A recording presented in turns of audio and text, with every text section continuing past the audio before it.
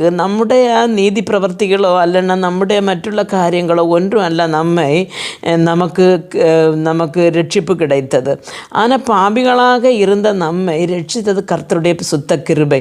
இப்போ பாபிகள் மேல் இறங்குகிற ஒரு கிருபை தான் அவனை பரலோகத்துக்கு மேலாக நடத்துகிறது என்று சொல்லி ஒரு விசுவாசியான ஒரு ஆள் எப்படி சொன்ன பாவத்திலிருந்து மீட்கப்பட்டு கிருபையினால் மீட்கப்பட்டு வந்த ஒரு விசுவாசி மீண்டும் மீண்டும் பாவம் செய்யலாமோ என்று கேட்டால் அது கூடாத காரியம் என்று ரோமபுரியருக்கு பவுல் நிருபம் எழுதுகிறார். அருமையான தேவனுடைய பிள்ளைகளை, இன்றைக்கு பலரும் சொல்லுகிறதுன்னு சொல்ல இயேசுவை கிறிஸ்து என்று விசுவசித்து உள்ளத்தில் ஏற்றுக்கொண்டால் ரட்சிப்பு உண்டு, இயேசு ரட்சகர் என்று நீ அறிந்திருந்தால் உனக்கு மீட்பு உண்டு, அவனுக்கு பரலோகத்தில் போகலாம் என்று சொல்லி கொடுக்கிறார்கள். இயேசு உண்டு என்றும் இயேசு நல்லவர் என்று அறிந்தும் மீண்டும் நாம் மறைவிடங்களில் செய்கிற பாவங்கள் ஒருபொழுதும் கர்த்தருடைய சன்னிதானத்துக்கு நம்மை கொண்டு